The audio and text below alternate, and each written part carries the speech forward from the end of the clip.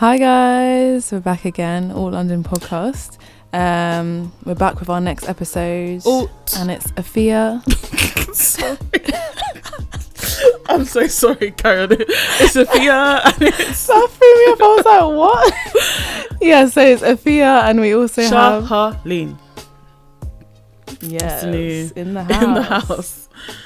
house, guys. I've had an exciting weekend, so if I sound a bit disconnected, that's why. Guys, yeah. I mean, I think we're gonna talk about this subject in an episode, so maybe we'll leave the story till then. But just know, Afia's been doing bits still. Like, just use your imagination. So yeah, but we're back again with like another positive. No, not positive. Well, it's another sort of serious. Yeah. Well, yeah. By the end, it should be. But we're talking about issues that affect our communities, or like issues that our communities like don't really speak about. So today we're going to be talking about two different things actually. So the first that we'll tackle is colourism, and especially colourism within the Black community. And then we're also going to go on to body positivity as well. But I think those two different subjects are definitely interconnected for sure, though. Yeah, exactly. Yeah. So that's what I was going to say. So yeah, I guess we'll take it away with colourism. Mm-hmm. So I can explain a bit about what colourism is. I think we all know what colourism is, but I think it's good to give the definition of what, just in case the people don't know. Yeah. So the actual definition is the discrimination against individuals with a dark skin tone. So like really it was in our community, it was born out of slavery, in the US in particular, where lighter skinned enslaved Black women and their children, which were often by the result of rape by slave masters, as you guys know, were given preferential treatment. So that could mean that they were able to work in the house, maybe they wouldn't get as much beatings as darker skinned slaves. So it's really come from that, and like it's unfortunate that it's just remained like within our culture, especially, and I guess white people will do it as well, but yeah, like it's still going on today because lighter skin is associated with wealth or power. I mean, it's getting bigger today. Like it's just I feel like we're talking about is colourism as well as racism, of course, but like it's wild. But I think it was something that was ignored, though. I feel like it was something that especially like darker skinned Black women were just made to just like, I'll get on with it. No, I know, but now it's like it's a big topic of conversation, especially in like media. Definitely. Oh yeah, definitely. People are talking about more, which I think is amazing.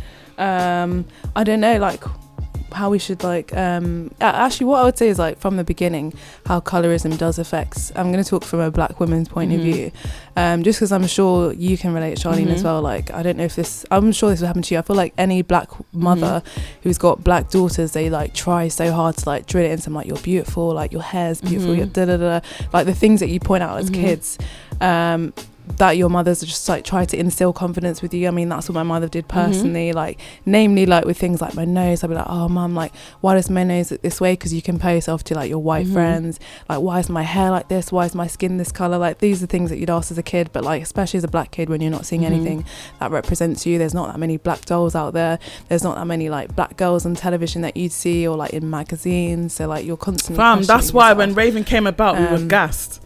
We were so gassed. Shout out to you, Raven Simone, for living your best life. But we were gassed. We were like, who is this girl who's like taking over the Disney Channel and just life, making all this pee, and she's Black as well? Like it was crazy. Yeah. No, absolutely. And I feel like black mums do that though, because I feel like they know like the unfortunate prejudice that we're going to be against once we get into the real world. Because I remember asking my mum, I was like, Mum, like why am I not white? Because I was really into like the Spice Girls. So like obviously there was like Mel B, but like seeing the other girls are all white, and like I was like, well, why is she different? Like why do I look like her and I don't like the rest of the girls? And I'd be so confused, like genuine questions. Like I just did you really go through that? Like you used to ask your mum, like, I was confused. So I was like, why? Because I just didn't understand why there were different races. And she was like, well, actually, no, it's like this. And she explained it in a really good way. And she was like, and you're like absolutely beautiful the way you are. That's crazy. And like that gave me so much confidence. I was like, oh, I was so young. I was like, 5, 6, super young. Yeah. And I think it's crazy that I was even like thinking that sort of thing just because I was watching the Spice Girls. So but yeah, Spice Girls, even still, like there was like one Black girl in there, but the thing is, for me, like with the Spice Girls though, I feel like even though they did well to give Mel B like her like afro hairstyle and stuff like that, I just don't think they really, her colour was not, they were playing on a stereotype. Yeah, they were playing on stereotype. And also I feel like they definitely started to mute her culture, is probably the way I put it. Yeah, like she wasn't the fake. Sure. It's weird because with the Spice Girls, like they all had their own like niches, obviously with their personas of being scary, sporty, whatever. Like they had their own like niches, but I feel like they really used to kind of like almost mute her culture, and so it wasn't like a focal point. They didn't celebrate it, and so that is something. And I think they played. Yeah, definitely. I mean, do you know how they got their names? No. They were in this like interview, I think it was in like Germany or something, and then there was an interview and he was like, oh, you're like this Spice, you're like that Spice, and it's like obvious when he got to the only black girl, like, oh, you're like scary Spice. Oh my, I didn't know that's that. How the names came. Yeah, so that's how they got their names, and they were just sort of, it was more like a piss take thing. They were like, well, fuck it, if that's what you're gonna call us, we'll just call ourselves that. So yeah, that's how they got their own individual I did not know that. So yeah, which sort of makes it a bit more sinister that she was called Scary that's Spice, definitely a microaggression. Yeah, of course, that's why. And that's the shit that we've been taking for years, bro. That is it's true, but I think that's why as a kid. Yeah, I think that's why. Sorry, I'm speaking. No, it's fine. But I mean, I think that's why as a kid I didn't want to be associated with that. I was like, why is she scary and the other ones got this sweet, like, that's baby mad. Spice, sporty Spice. Some psychological shit out there, bro. Man. Like that's so real. And that's what we've been dealing with. Like when we tell you, man, that we're dealing with trauma from when we were younger, like these are examples of that. Like why is the only black girl happens to be scary? Like why couldn't she have been, I don't know, beautiful Spice, fabulous. Yeah, exactly. Why was she scared? Because like scary is obviously seen as negative, or scary is negative. I mean, there's no two ways about it. Like when something's scary, that is a negative thing. So you know, why couldn't you call her thrilling Spice? You know, if she was exciting or exciting, like I mean, obviously I know it's not as catchy, but you know, at the end of the day, like that's real. That's actually very real. It is. For me personally, like growing up, I think it was weird. So I grew up in a black area, so it like I saw a lot of people around me who were like me. However, the schools I went to private school, and so there wasn't many of us. But I always make the joke that I went to private school in the ghetto, so there was it was actually probably one of the most multicultural private schools you probably would ever find. I mean, the proportions and like, you know, of races, you know, black, Asian to white were really? Well, I mean, they still probably weren't where they should be, but there was a lot of us. At no point did I feel like, I really don't feel like I personally experienced prejudice in that way at that level, right? Because there was like a batch of us, and like we used to walk home together and stuff like that, and then we were all black. So yeah, like given the situation, and everyone was kind of cool in that sense. But yeah, like you know, I definitely was always told, like, you know, you're like, you know, because of who you are, you got to be the best, you know, at everything and things like that. So you had that talk 100%, like all the time, like you've got to be better, and like you know, you've got to be better than your peers, you've got to be smarter than your peers, and all that. You got to work 10 times harder to get that was a common conversation. But yeah, like I feel like my parents, like, I mean, I wouldn't say that they used to give me talks about how beautiful I was. I'm not gonna even lie, but like I don't like they did. They I think I think what I want to say is like they kind of instilled that in us from younger, and so like I think my parents weren't particularly emotional or like those kind of parents anyway, just being African parents, to be honest with you. So those weren't really conversations that we had. Like everything was kind of focused more on like books and studying, and like less so on like, you know, like physical and looking and things like that. But yeah, I feel like they definitely made sure that I knew that I was, you know, I was worth it, and you know that, you know, made sure that I knew my worth, great. But also basically to be honest, Loki, I got PTSD from the amount of times I was told that I had to be better, and like that is probably something that I've definitely carried on my shoulders like till now, you know, and maybe why I rebelled and maybe didn't end up being better, but yeah, that's true. Yeah, it's hard though, it's hard, but yeah. But I feel like that's why it's such like so much weight on like especially a black woman's shoulders, a black like parents' shoulders to instill that into their black girls. It's like, because I'm just lucky to have like a visibly hyper black mother who's always been about her black. My mum like loves off her blackness, and that's like definitely rubbed off on me.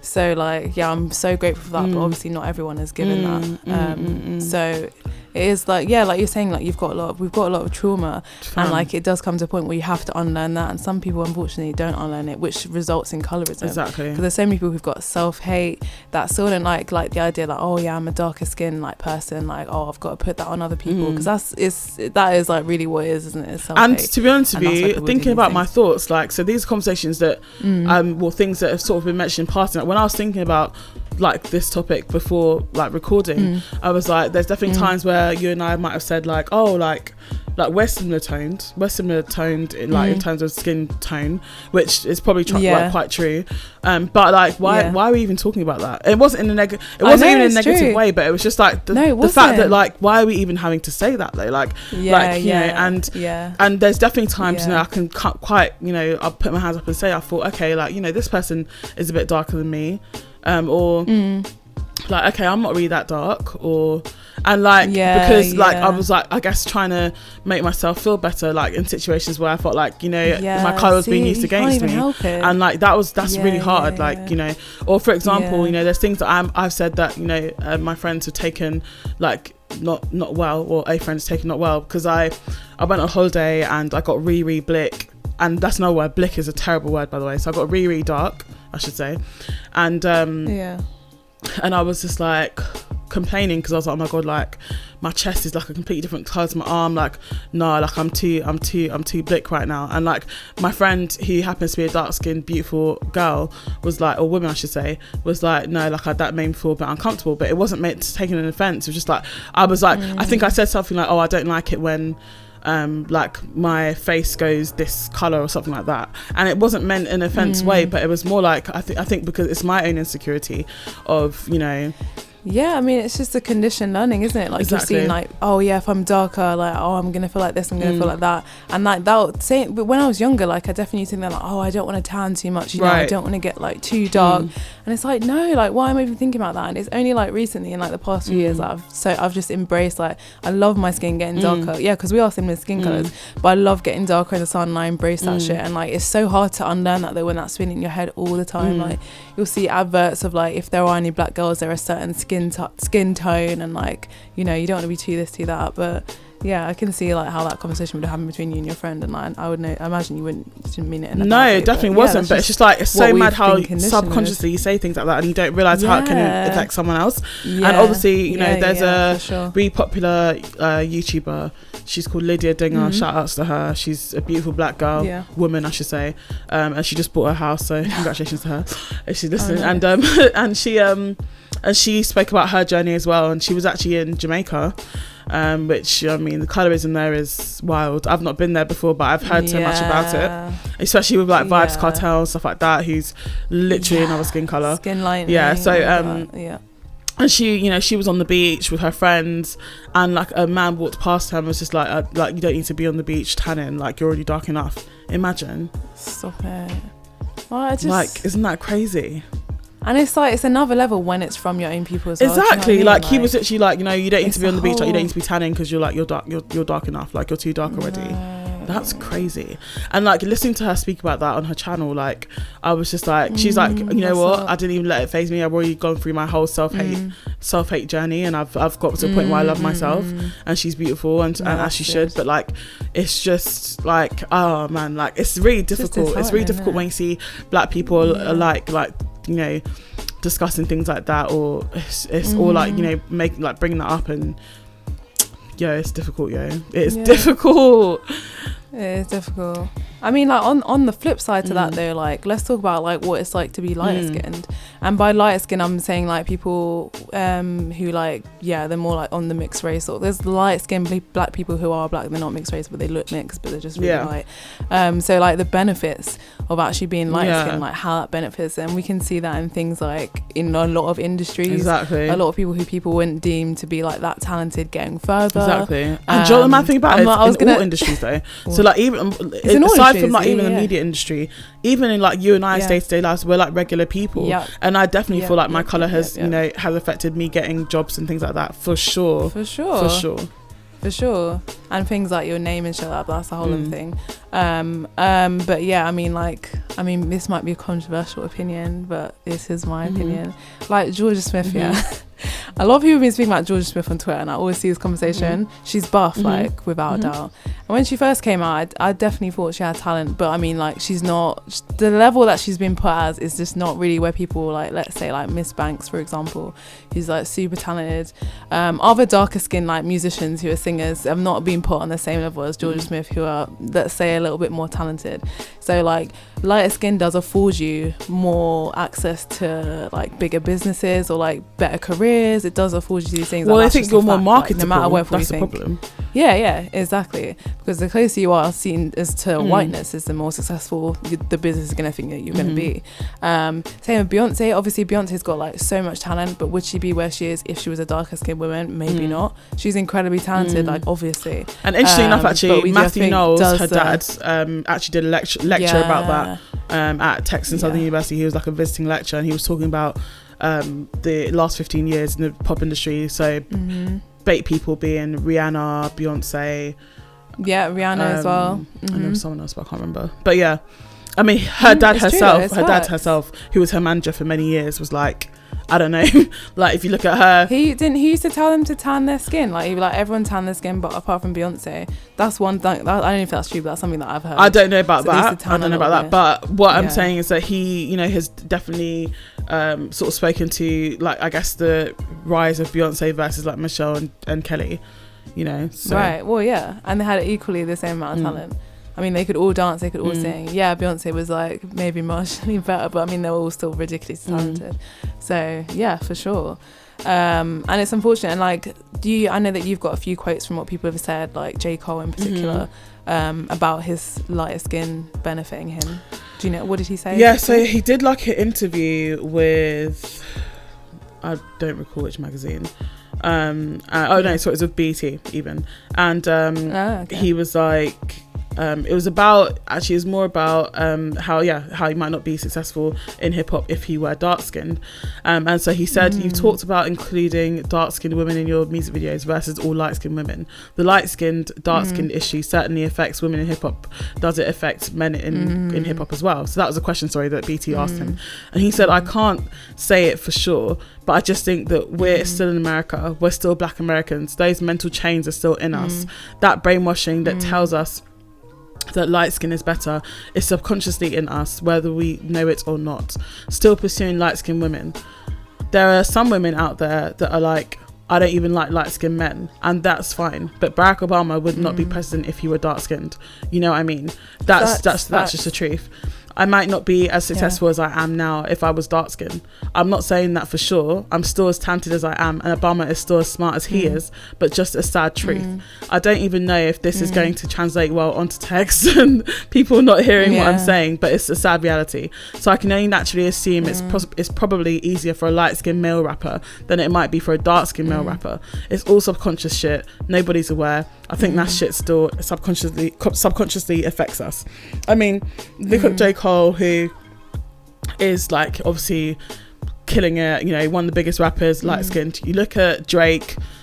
Drake is probably the biggest rapper in the world right now, to be honest, and he's light skinned and mixed race for that matter. You look at The Weeknd, he is probably the biggest R&B singer in the world, and he's light skinned, and also The Weeknd and The Weeknd don't even do no interviews. He don't do no press. Like in fact, the three of them notoriously don't like to do press and don't often do press at all. But The Weeknd actually just doesn't do press. Like, you cannot find an interview with The Weeknd online because he's like famous for not doing press at all. So I mean, if I didn't actually know that, so but I've just realised, I'm like, oh yeah, of course. So I mean, just that in itself, like, you've got a rapper, you know, and obviously he's not saying facts, but he's just talking about of his own experience and what he sees around him. And then, you know, I've seen something about Wale as well. He said, you know, it's because he's dark skinned that he's not where he is. I mean, Wale is probably one of the most underrated rappers around. Like, he is sick. Like, Wale is sick. So, you know, it's crazy, and so it is affecting men as it is women. But I think where women are objectified so much, maybe, like, of course it's you know, it's more prominent. That issue's more prominent, but this is the thing though, isn't it? Like, interesting what you're saying about sexualized, because, like, also, so when darker skinned black women are in like music videos, for example, they are being sexualized in that point, and it's not in the same way like a light skinned singer is being like Kalani or Georgia Smith. That's in a different way. That it's more like, oh, I'm in a rapper's video, I've got to like shake my ass, I've got to be this way, I've got to be that way. If you're a darker skinned woman in the video, and we see that with like people like I think people who are treated more that way, like Nicki Minaj or Megan Thee Stallion, yes, they both definitely do sell sex, but I think it's like expected on them because they're like curvy and well, Nicki Minaj isn't that dark, but Megan is darker. I mean, they're both kind of on the lighter side, like, though, to be honest. Yeah, that is true. They're not like dark. Yeah. But yeah, or I think it goes another way as well. It's like they're not seen as someone who can be sexy or talk about sex, because people say this about Missy Elliott, right? Like, oh, she doesn't sing about sex, she doesn't do that, and actually a lot of her songs are about sex, but she's just automatically not sexualized because she's a curvier, darker skinned black woman. I think though Missy Elliott, to be fair, like her dress sense wasn't as like raunchy as well, you know. But then you have Lil' Kim, who used to be dark, you know. Yeah. No, I'm not even trying to throw shade, but like she did used to be dark, you know. And then you have, you know, Remy Ma, beautiful black dark woman. Like we can talk about Lil' Kim though, because that's an interesting thing. Because I like how like her relationship was with Biggie. I know like a lot of the abuse that she received from him and also other partners was because of her skin. Really? And like, yeah, I've heard stuff like that, and like the reason why she's had her nose job, like her nose is like that way, is because like she's been in abusive relationships. And I know that she did suffer a lot from colorism, and yeah, she got her nose like punched in. That's why she's had so many surgeries on her nose to get it corrected. So like, yeah, she's definitely been affected from colorism for sure, and like I'm sure like that's another reason why her skin is a little bit lighter than what it is, because of the shit that she had to deal with. So yeah, it's just a sad like consequence, isn't it? But I mean, but you're talking about the sexualization, or not even sexualization, but like like the, I don't know, is it like, for a better word, fetishism of like dark skinned women? But I mean, we have to shout out to Kendrick, because he definitely started like a trend. Yeah, you know? I was gonna say Brittany Sky, beautiful black woman, was famously cast in this video. He was like one of the first, mainstream rappers to like cast a dark skin, I don't think she's really that dark, to be honest, but you know, basically not a light skinned woman in their video, and like that was like a big topic of conversation. You know, people are thanking him for just acknowledging the fact that there are other skin tones out there, because you know, before that we used to see the, you know, traditional video vixens who were all light skinned. You've got people like Melissa Ford and people like that who were just like all up in the hip hop videos, you know, Lauren London, and they're beautiful women, do not get me wrong, I'm not taking away from their beauty, but I think unfortunately when you're just seeing that in the media, all you're thinking is that that's the only thing that's beautiful, and then it's like you're growing up and you're like, right, like I'm just not buff, like I'm not paying, like, because all I'm seeing in these rappers videos is light skin things. Cool. Exactly. So I guess I'm just not that, so then it's over for me. Like do you know what I mean? And that leads me on to like leads us on even to like musicians. And again we're talking about the industry again, but like black male musicians in particular who have said shit about darker skinned women. So like I know that there's a whole list that we've got, if we just find that so we've got Mr. K West. I mean, problematic things he said. Let's even start with the fact that, so to be honest with you, like what's it called, Amber Rose, she's light skinned but she is still black, right? So and even the things that he said about her were just absolutely awful. I think we've spoken about that before in another episode, but saying he had to wash 30 times before, you know, he could even get with Kim, like that's horrendous. He's just a misogynist, isn't he? And then he just doesn't like women. But yeah, he said if it wasn't for race mixing, there'd be no video girls. Me and most of our friends like mutts a lot. Yeah, in the hood they call them mutts. He said that to Essence magazine. Can you imagine? Essence magazine, who is like, which is like big word Essence, black beautiful magazine, black pride magazine. He said that to Essence magazine. I mean, what do you think about that? Like when we read shit like that, we're like, okay, rah, like first of all, let's be real, like Kanye's not paying. That's how I feel. That's just my he's successful, he's, you know, all that, and he makes beautiful children. I'll give him that for sure. Like those children are really beautiful, but my that's where the compliments end. Guy's not paying. So I mean, I just think it's awful. And the sad thing about it is that because women are always searching for love, you know, like non-paying guys get girls. Like my mum always said when growing up, a woman who is not the best looking and doesn't take care of herself is going to struggle out here. But men who are not the best looking, they will always get women. They'll be flourishing. They will always get women, and that I've seen that Time and time again. Women just are not as shallow as men. Yes, there are shallow women, but I mean, like, if it comes down to but women always just want a companion though, and men don't think like that. Yeah, we do. Men don't think like that, and that's the reality. They think about what's hot. Exactly, they don't think like that. Yeah, like men, like women, and it's like the mad thing about it is I don't believe. I mean, don't quote me because I'm not sure, but I'm not sure what the population is like. Whether there's more women or men in the world, I'm not actually sure. But I don't feel like there's that much difference, even if it is that there's more women or if there's more men. I don't think there's like too much of a difference in percentage. But yeah, you just have mad women struggling, like mad black and specifically black women struggling, and like, it's always beautiful ass women as well. You're just like, struggling to find like a companion. Like it's hard out here in these woods, girl. It's hard out here. That's fine. And then we've got YG as well, who, it's a shame because I really liked him. And then actually, so this one of his main comments happened at the memorial for Nipsey Hussle last year, rest in peace, which is so inappropriate, right? And it's just like, it's really sad because honestly, like, his albums are live, like they're so, like, his albums are so good. Obviously he's got the Fuck Donald Trump song, which is everything. And but yeah, he said at the funeral that he was having a conversation with his late friend Nipsey Hussle. He goes, we got some light-skinned pretty girls we got to raise, we in trouble. And it's just like, what does a funeral have to do with light-skinned babies?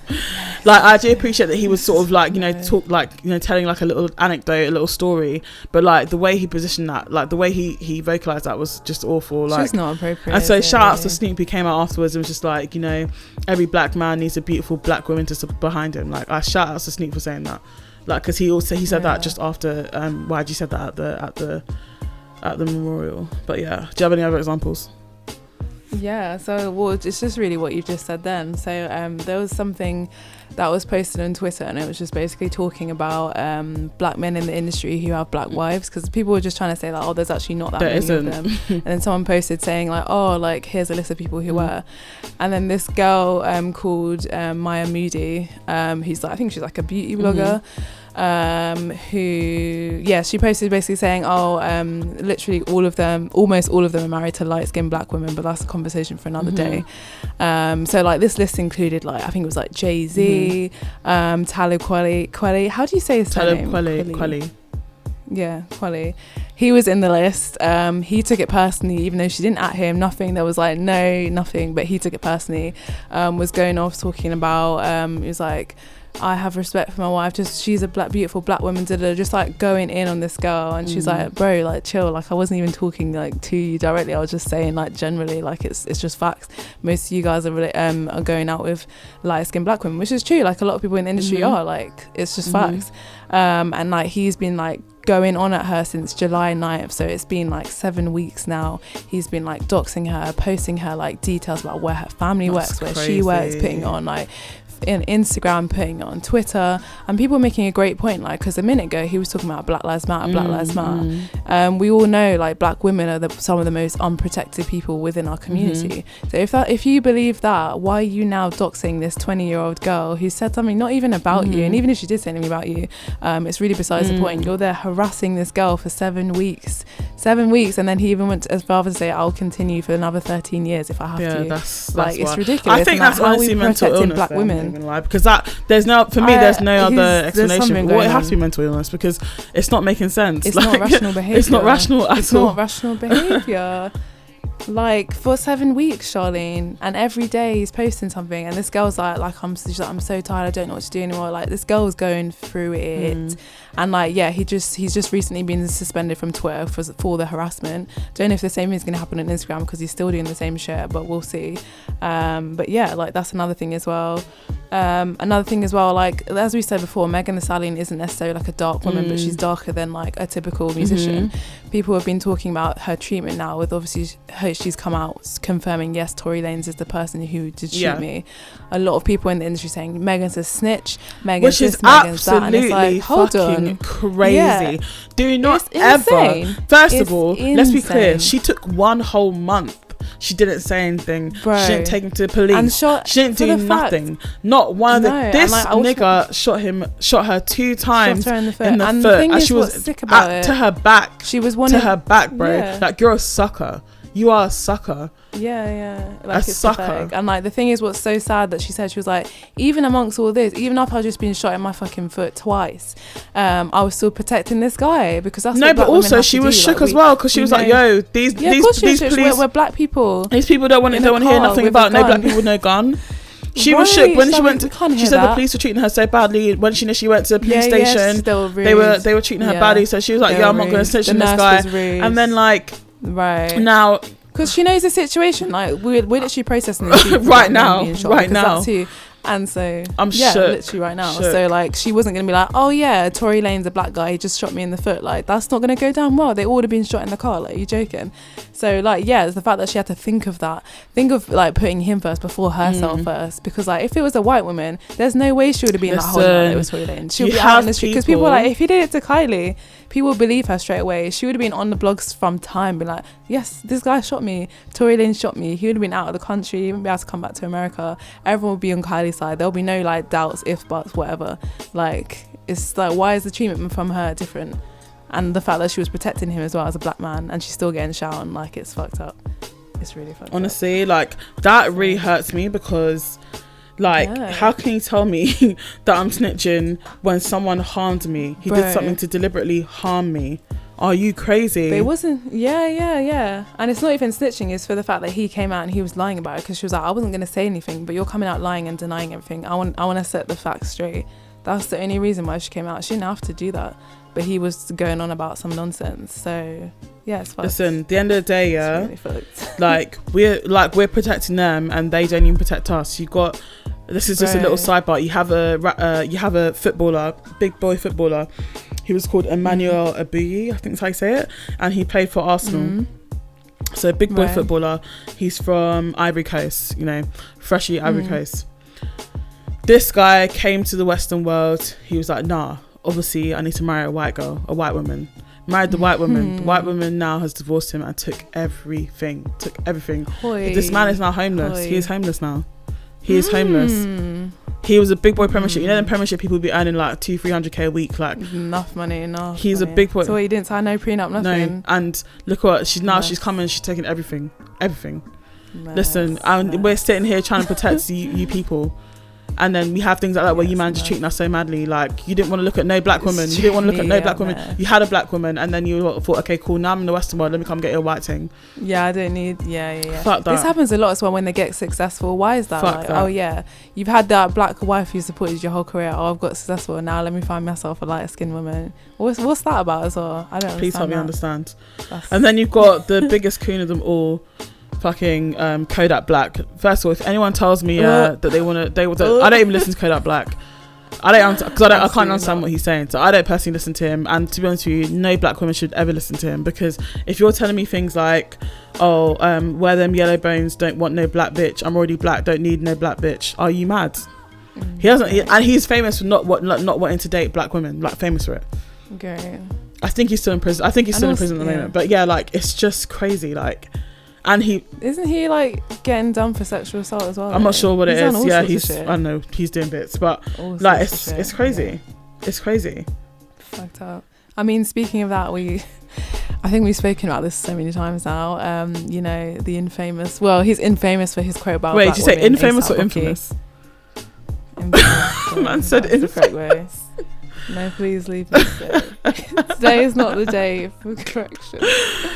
But yeah, if you guys didn't know, not recently, this was like 2013, he made a comment about black women wearing lipstick. So this is the full quote. He was like, but for real, he's like, but for real, for me, I feel like with red lipstick thing, it depends on the complexion. I'm just being for real. You have to be fair skinned to get away with it.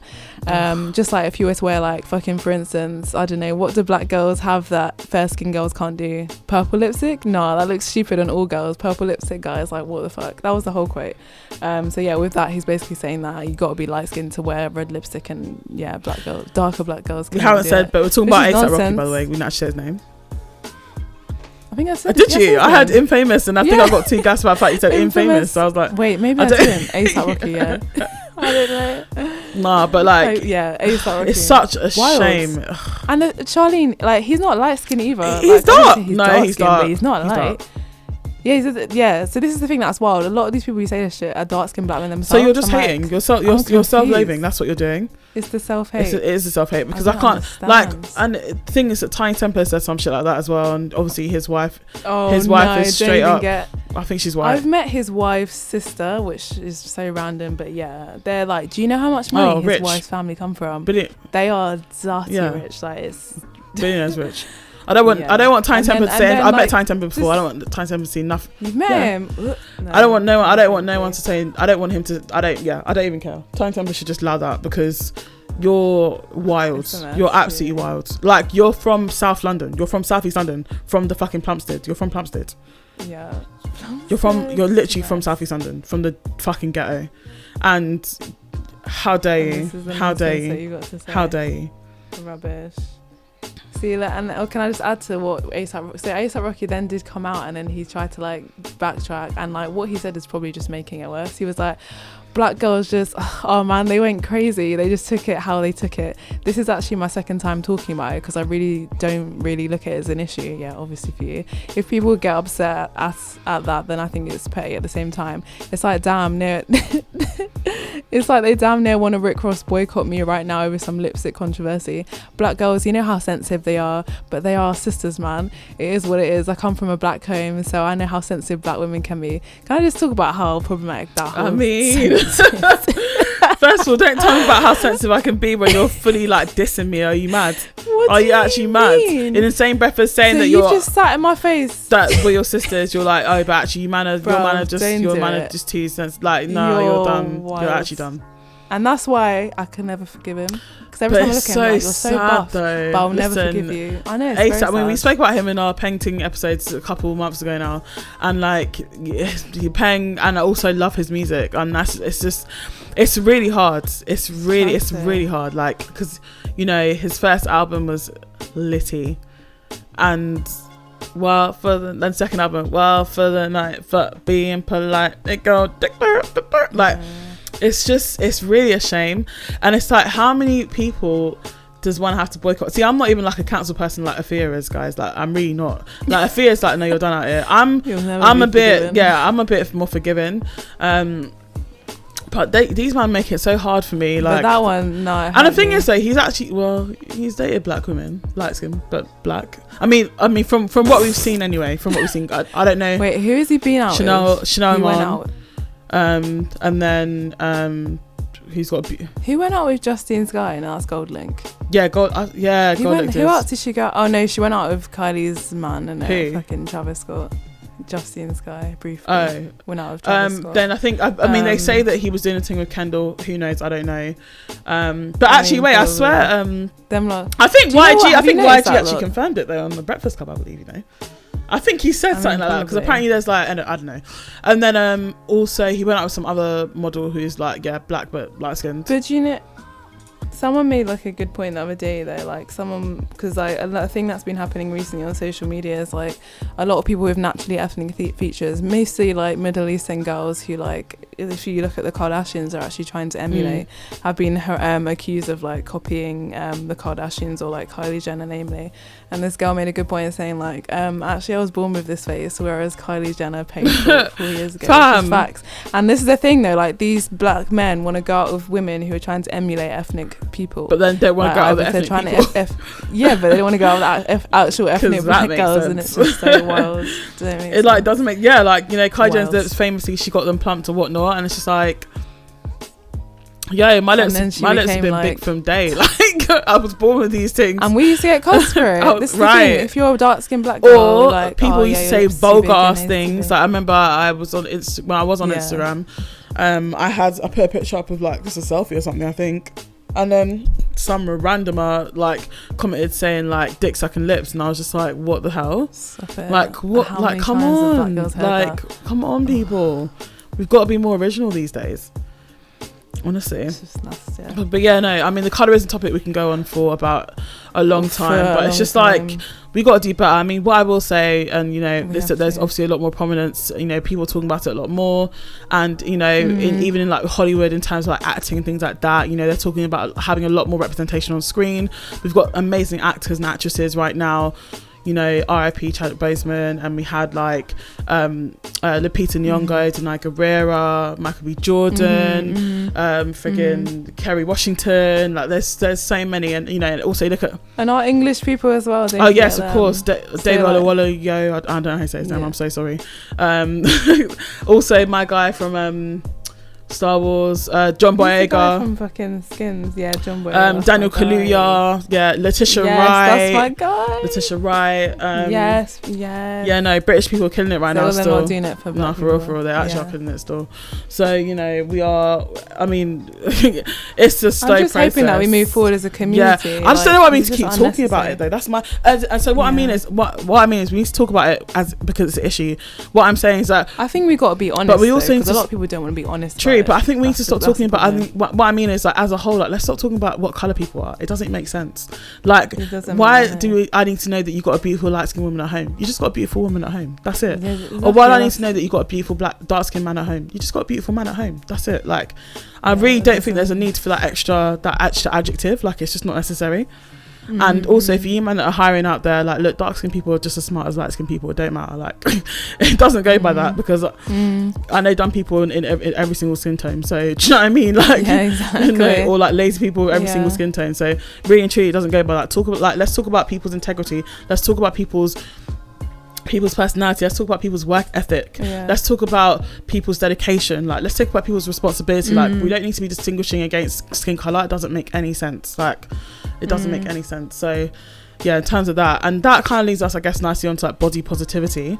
We will get positive in a second, but we definitely need to take a second for our guy Chadwick Boseman, okay?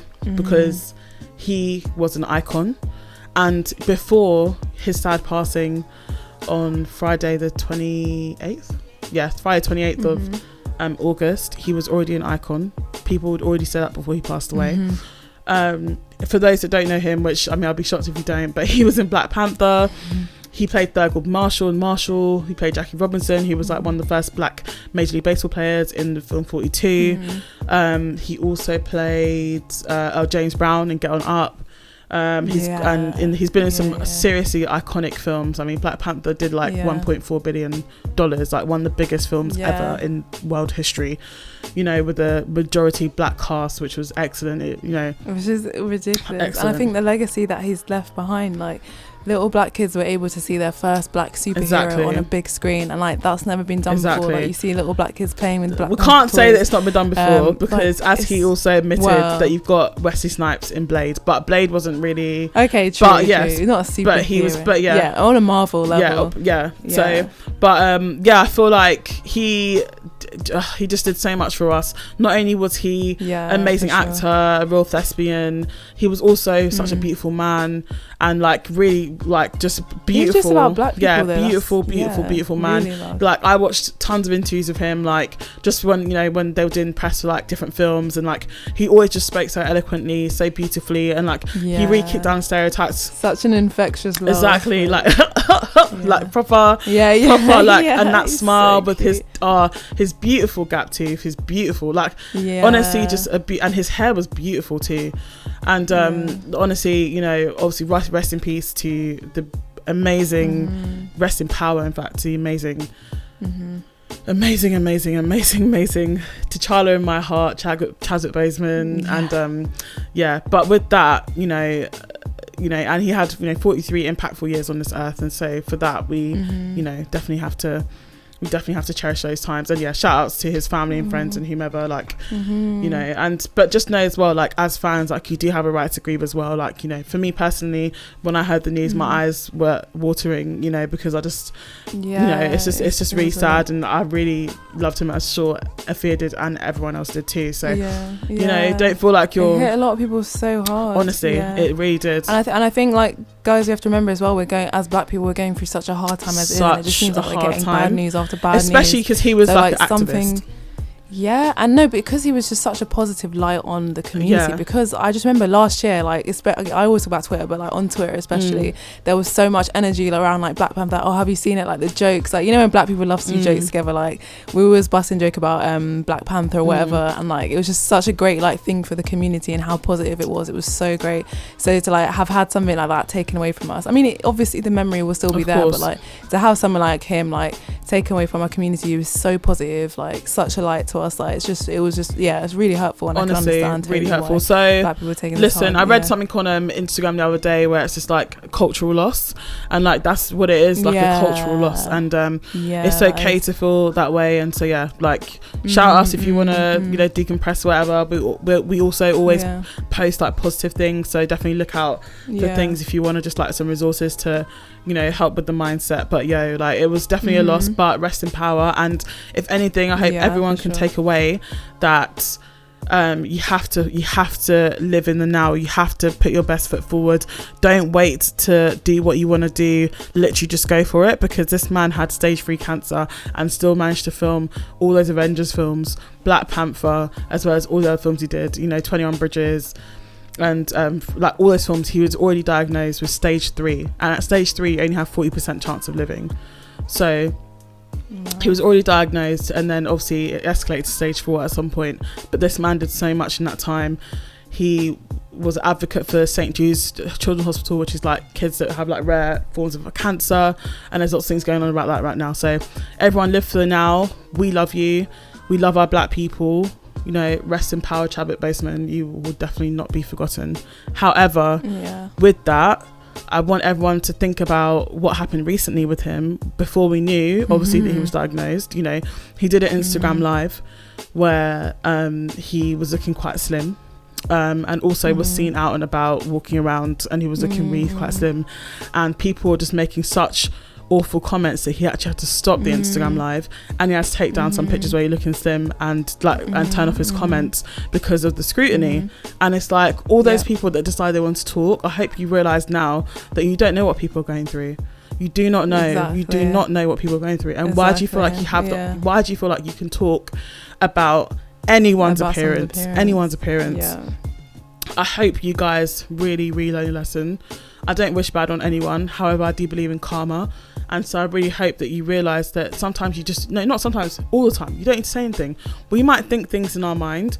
You might look, I remember when I seen that picture on Daily Mail, I thought, wow, like he is looking a bit slim. But I'm not going to take that. There's nothing to like, that was a passing thought, because that was literally in front of my eyes. But never would I go online and decide to write a comment on, and like that's not my business. I don't even know the man. I don't know him. So why am I commenting? Like what's that? It's not my business.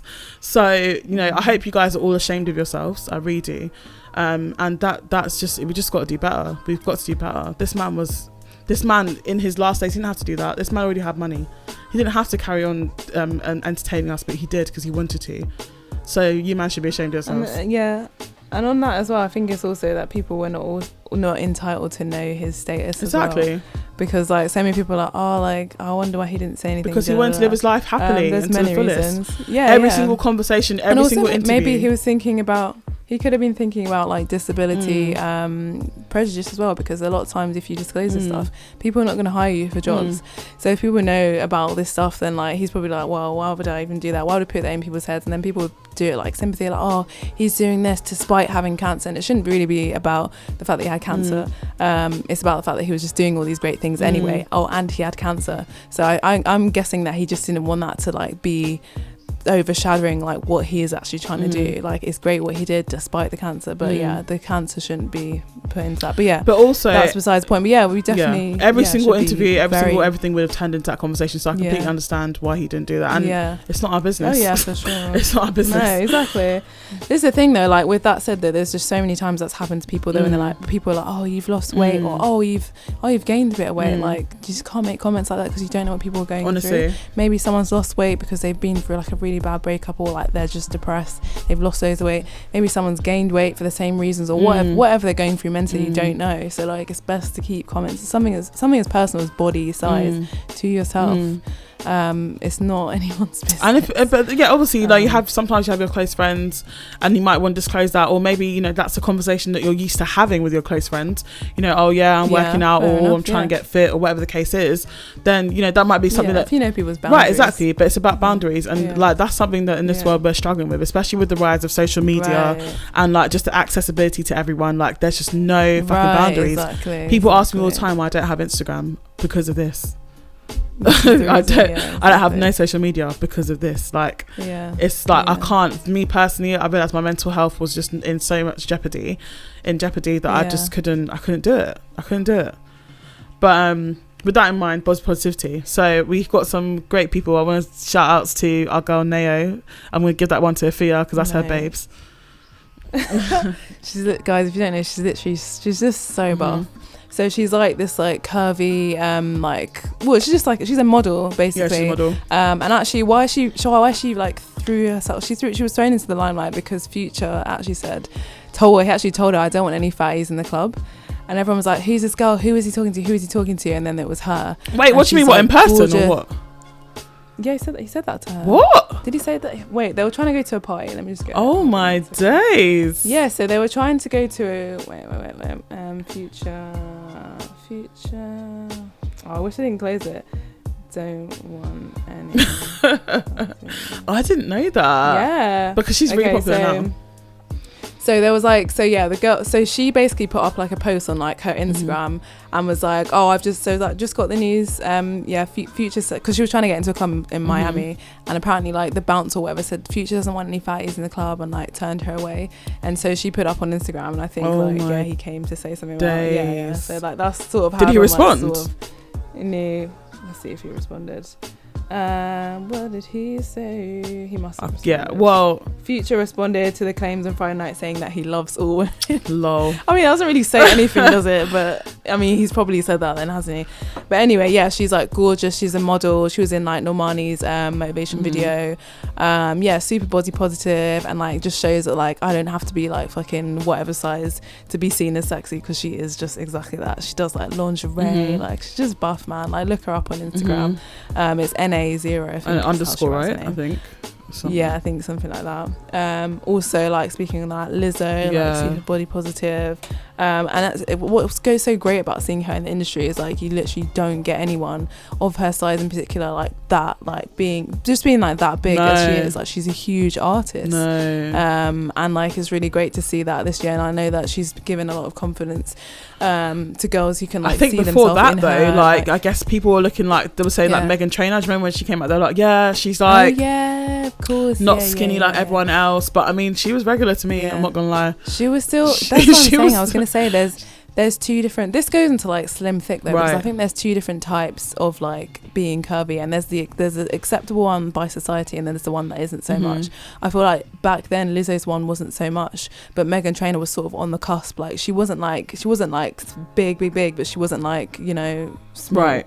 So she was sort of in the middle. I just feel like to me, Meghan Trainor was regular. Like she was a regular girl. Yeah. I mean, I agree. I totally agree. So to have Lizzo for sure, like, and she'd be doing bits though, like people, and that's the thing, like for me she's not down stereotype, because people obviously think that people that are, you know, curvier or fluffier, as people like to say, that they can't move, or like they're lazy, they can't, you know, do things vocally like everyone else is. But fam, she'd be putting on a show. Also, I like the fact that she gives zero fucks about how she, like, what she wears. Like she'd be wearing the leotards, all that, like, and people love her. Like Rihanna's been famous for talking about how much she loves Lizzo. Like everyone loves her. So that's nothing. Yeah, this is true. See, this is actually no, it's not the same at all. I was gonna say like it's so different for like people who put on weight in different ways, because obviously when Rihanna came out she was so skinny, and like as of more recently she's put on weight, but because she's still like at that society, the acceptable thing, like no one's really said anything bad about it. Like, oh my God, people spoke about it, but she famously was just like, what, negative? Yeah, she was famously like, you know, like I like these few extra pounds, like she's not tripping, like like people commented on it like, rah, okay, she's looking thick, she's not even big, but like celebrities were like, yo, she looking thick, she looked good, mama. Like she was just like, look, when I'm on tour, I'm burning off these like calories, like it's you know, it's very wearing on the body. She's just you know, fam, let her live her life. And she was still slim though. She was still slim.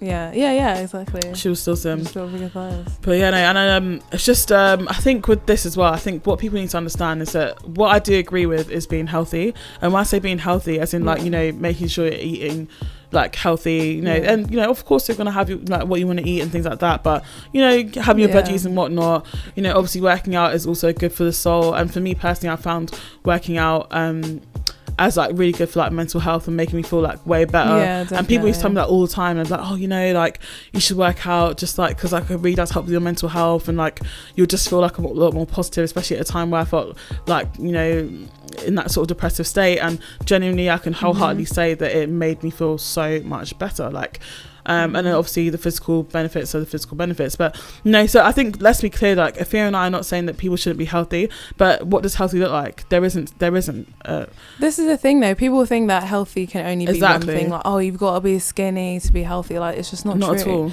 There's people who are skinny who are doing up like fucking loads of cocaine and shit like that. That's not healthy, fam. Like Lizzo was saying that she works out every day. She has been doing so for the last like 5 years.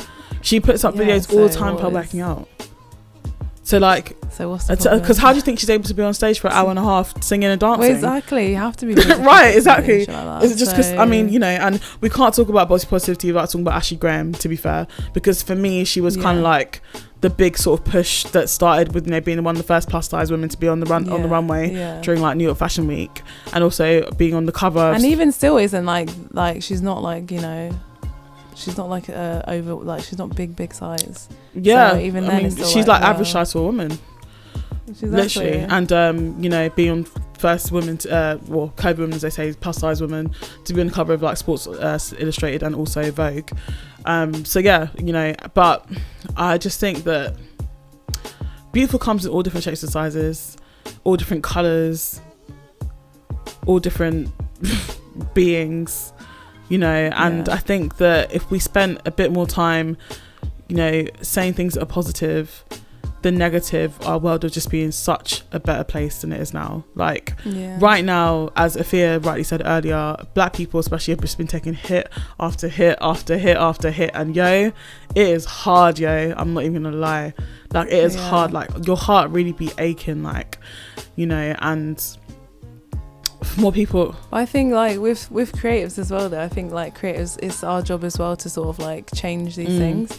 And like what I would love to see is like more shows that have like dark skinned black women in love, or like bigger girls who are in love, because you just don't see that on TV. And it, like, I think it's just so helpful for people who can see themselves in those people to see that on screen. Like, what romance movies do we have? I mean, like, other than the black people movie, because there's black people movies and then there's like, you know, the more mainstream shit. There's not any mainstream shit that's got like black women in love, because the white audiences don't want to watch it. That's the facts. But I wish that there were more of those things. Like, I feel like Jordan Peele's doing that great right now with black horror, and like I would love to see like someone as big as him take on like a black romance, something like that, because that's one thing, like black women, dark-skinned black women, we don't feel loved by our communities, and we don't see it on screen, we don't see it anywhere. So like, it's just gonna be, I guess you had the film The Photograph come out with Issa Rae. Is that the one and with Lakeith Issa Rae? Stanfield. Right, I've not seen it. But that I don't believe was like a major release. I believe it was like a limited release or something like that. So and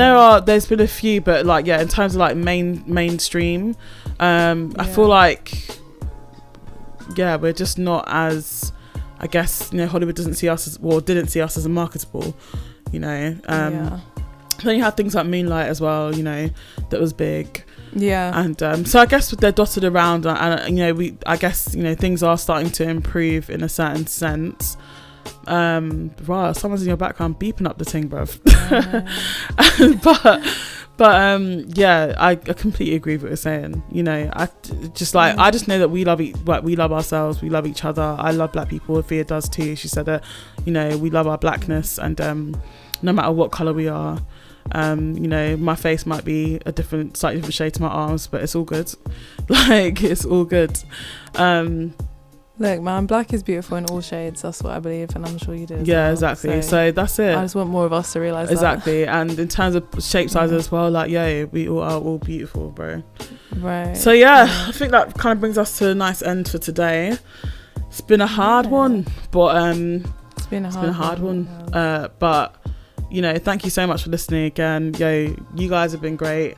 However, we do appreciate you sharing the love with other people, signposting us, and yeah, man, like, you've been so supportive so far, so please just continue to support. So that's it from us.